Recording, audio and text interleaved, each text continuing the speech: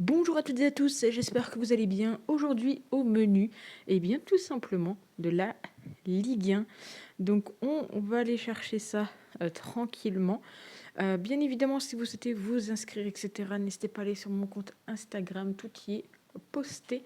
Et également tous les week-ends, des pronostics buteurs, joueurs décisifs, des pronostics en plus le vendredi, samedi et dimanche. Et nous, donc, on est parti comme d'habitude un match, un pronostic et des cotes qui sont supérieurs à 1,50. On commence donc avec Nice qui reçoit Auxerre. Alors au niveau du classement, Nice est actuellement 3e et Auxerre est actuellement 11e. La bonne nouvelle, c'est que Nice à domicile s'en sort plutôt bien, seulement une petite défaite. Et du côté de l'extérieur, pour Auxerre, ils sont actuellement 15e. Au niveau des statistiques, bien évidemment, la cote avantage Nice et en soi, c'est pas du tout surprenant. Même si vous voyez bien, qu'il y a quand même 16 matchs, pardon, et 17% de chances que ce soit Auxerre qui l'emporte, tout comme au match aller où ça a fait 2-1. Si on regarde un petit peu au niveau du pourcentage de victoire, au niveau des buts, etc., des clean sheets, c'est plutôt correct. Bon, même si on voit que Auxerre fait très peu de clean sheet à l'extérieur, 8%. Donc pour ce match-ci, je vous propose tout simplement bien, le but des deux équipes qui est coté à 1,64. On passe au deuxième match et c'est le match de Nantes contre Lille. Alors Lille a joué en Ligue des Champions. Malheureusement pour eux, ils ont été éliminés après pour avoir été voir le match. Je trouve qu'ils n'ont pas forcément bien joué le coup. Voilà, ils mettent un but rapidement et puis ensuite ils ont un peu arrêté de jouer. Et je pense que c'est un peu ce qui leur a causé du tort. Donc voilà, bon, ils sont favoris pour ce match-ci. Il ne faut pas oublier que Nantes sont actuellement 14e, là où Lille est à 5e. Alors attention tout de même, parce qu'entre les deux équipes, il y a quand même pas mal eu de matchs nuls. Et sur les 10 derniers matchs, la bonne nouvelle, c'est que Lille n'en a perdu aucun, donc soit nul, soit victoire. La bonne nouvelle également, c'est qu'entre les deux équipes, il y a très rarement du plus de 2,5 buts. Et donc, vous voyez certainement où je veux en venir sur mon pronostic.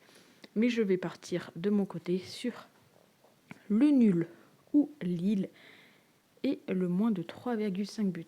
Vous le savez souvent, en tout cas quand je joue, quand je fais les vidéos, quand il y a très souvent du moins de 5, j'aime bien sécuriser en mettant de mon côté le point de 3,5. Et en soi, les cotes sont quand même assez souvent supérieures à 1,50. On passe au deuxième match de ce samedi et c'est Angers. Angers qui reçoit Monaco. Donc au niveau du classement, Monaco est 4e. Du côté d'Angers, ils sont actuellement 13e. Donc ils se sauvent tranquillement de la zone rouge, mais ils ne sont pas non plus encore trop à l'abri. 3 défaites consécutives pour Angers. 4 matchs sans aucune victoire. Du côté de Monaco, on a quand même 8 fois sur les 10 derniers matchs le plus de 2-5. Le fait quand même qu'ils encaissent le premier but, donc attention à ça, j'ai envie de dire. Et on peut voir qu'ils font très peu de clean sheet à l'extérieur pour les Monégasques. Bon, quand ils affrontent Angers, on retrouve quand même assez souvent le fait que ce soit Monaco qui marque le premier but. Et en soi, ça serait pas surprenant parce que à domicile, les Angevins marquent très peu de buts en première. Le problème, c'est que là, Monaco, même s'ils sont à l'extérieur, on va regarder, on va pas se mentir, la cote va être très faible pour voir le fait que Monaco marque le premier but, comme je vous l'avais annoncé. Donc je me dis, dans ce cas-là, pourquoi pas se rabattre tout simplement sur le fait que Monaco gagne la première mi-temps. Alors, est-ce que c'est ici? Non.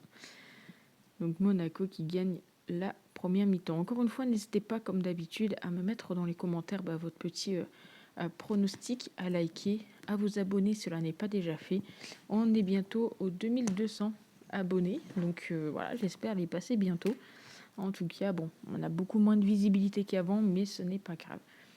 On enchaîne avec Lens contre Rennes. Et quelle surprise de voir les Lensois gagner à Marseille. Ils nous ont un petit peu fait une PSG Liverpool. Voilà, euh, le PSG qui domine et Liverpool qui marque un but.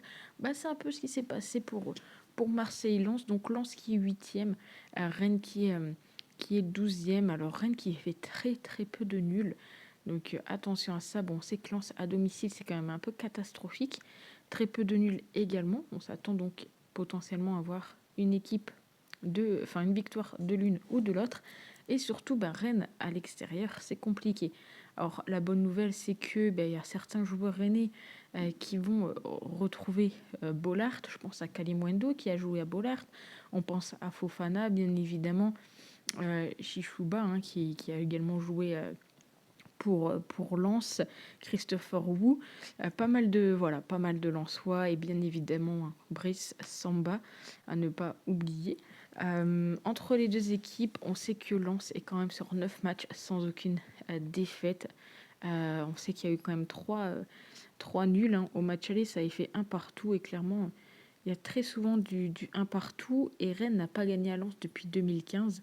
Donc c'est quand même également une bonne information, je trouve. Sinon, on peut voir que c'est assez serré en termes de victoires, voilà, de nuls et de victoires de Rennes.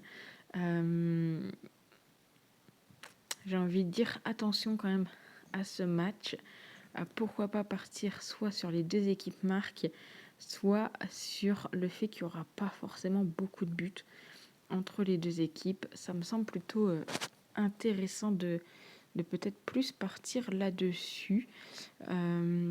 Si je regarde un petit peu, ouais, c'est pas des équipes. Non, c'est pas une équipe qui marque, qui concède beaucoup en première. Donc, on pourrait peut-être tenter. Je vais le tenter même. Le nul à la mi-temps. Et encore une fois, n'hésitez pas à donner votre avis dans les commentaires. Mais d'un côté comme de l'autre, bien que Rennes concède quand même plus de buts en première, Lens, on sait qu'ils ont quand même pas mal de difficultés à marquer. On passe au match de dimanche et on commence avec Lyon contre Le Havre. Alors quand je tourne cette vidéo, Lyon va bientôt jouer. Donc les Lyonnais qui sont actuellement 6e, 12 victoires, 6 nuls et 7 défaites. Et du côté du Havre, donc ils sont 16e. Le Havre qui revient un petit peu tranquillement après leurs 2 défaites. Ils font une victoire et un nul. Donc au niveau des confrontations, il y a quand même un bel avantage pour les Lyonnais. On sait qu'en tous les cas, qu'entre les deux équipes, très souvent, on retrouve le plus de 2,5 buts. Donc je me dis pourquoi pas le tenter si, bien évidemment, la cote est intéressante.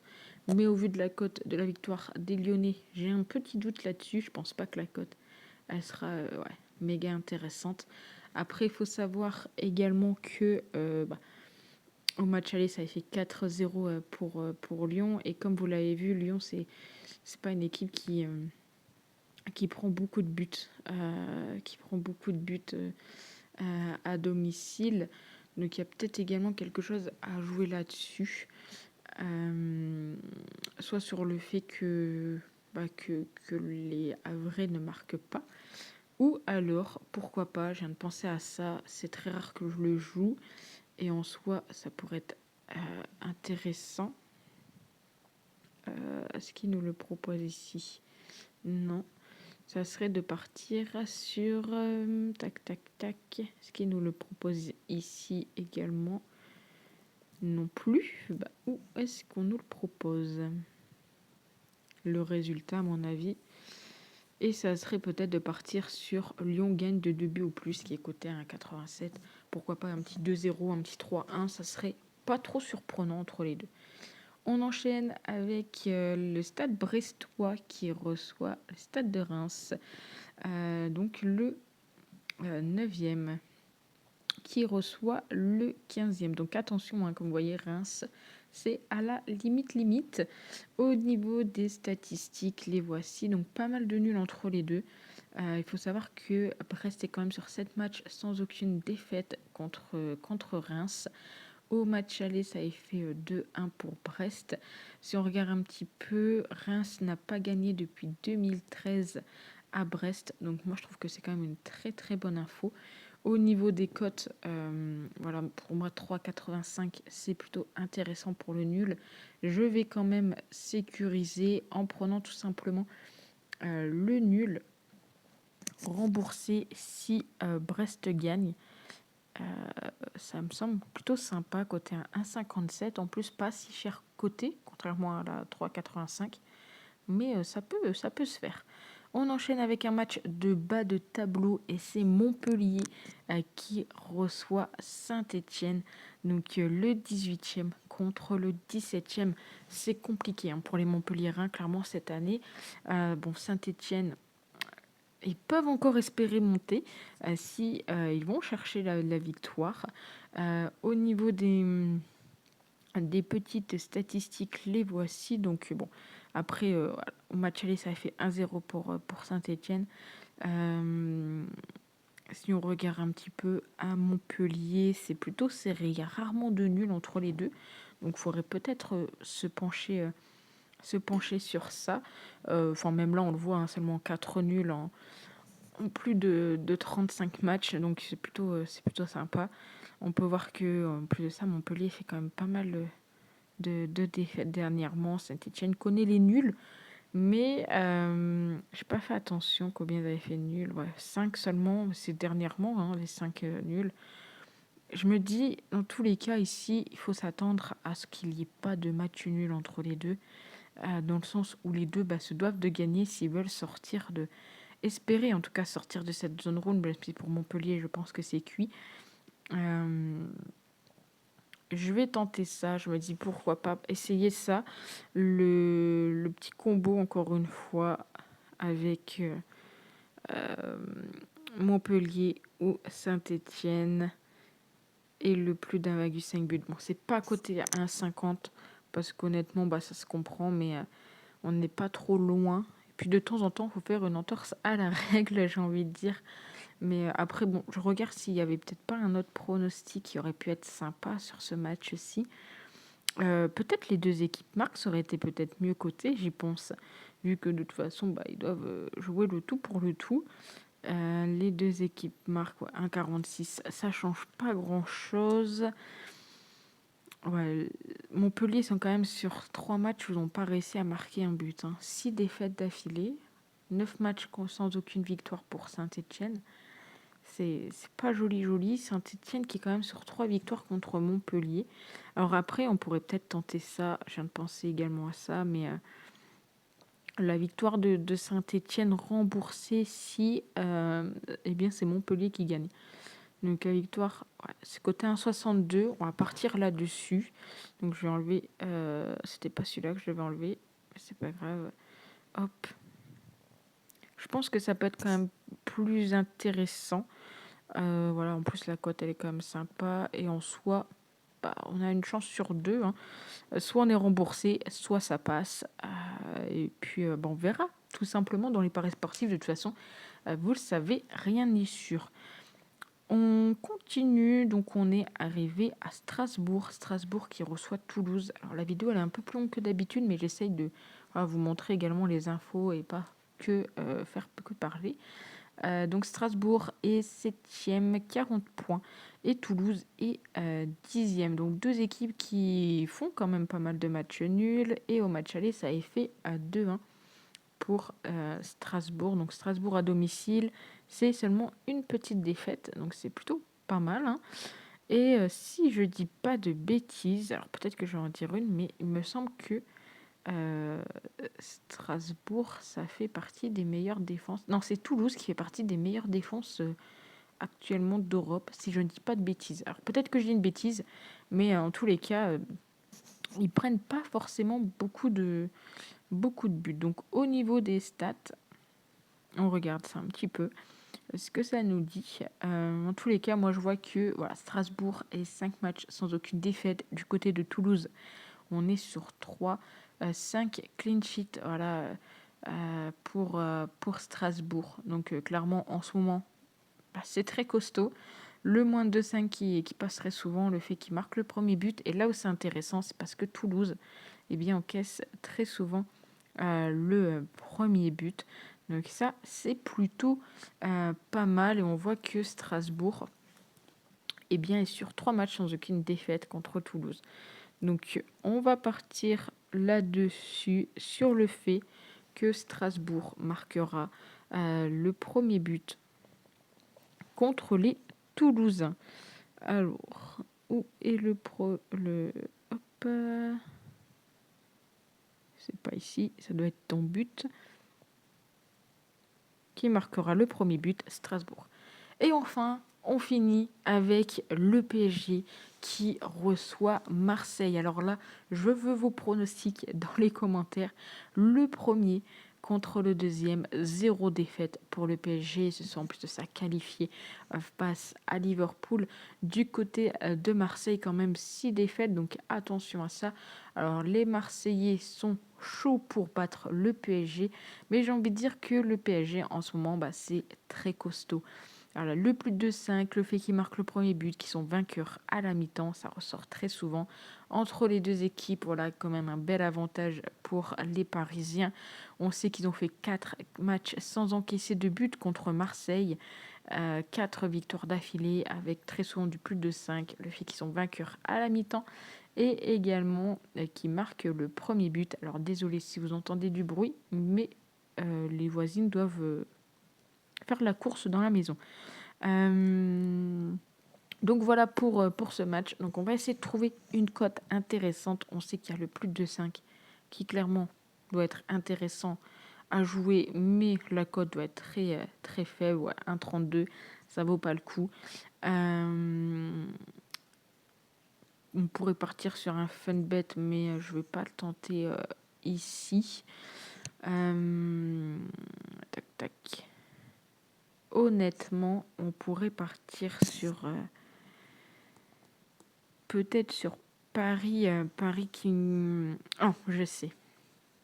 On va partir sur un pronostic que j'aime bien tenter et que je n'ai pas mis aujourd'hui, à savoir là où il y aura le plus de buts.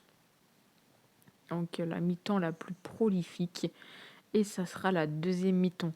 Il faut savoir que voilà, à domicile, le PSG, en première mi-temps, ils ont encaissé seulement 4 petits buts. Du côté de Marseille, à l'extérieur, seulement 6 petits buts. Et clairement, bon, d'un côté comme de l'autre, ils marquent énormément, que ce soit en première ou en deuxième. Donc on va se la jouer sur le fait qu'ils vont être très fermés en première et qu'ils vont marquer en seconde. Donc voilà pour les pronostics de la Ligue 1. N'hésitez pas à me dire ce que vous en pensez. Et puis bah, nous, on se retrouve très vite pour une nouvelle vidéo. Ciao!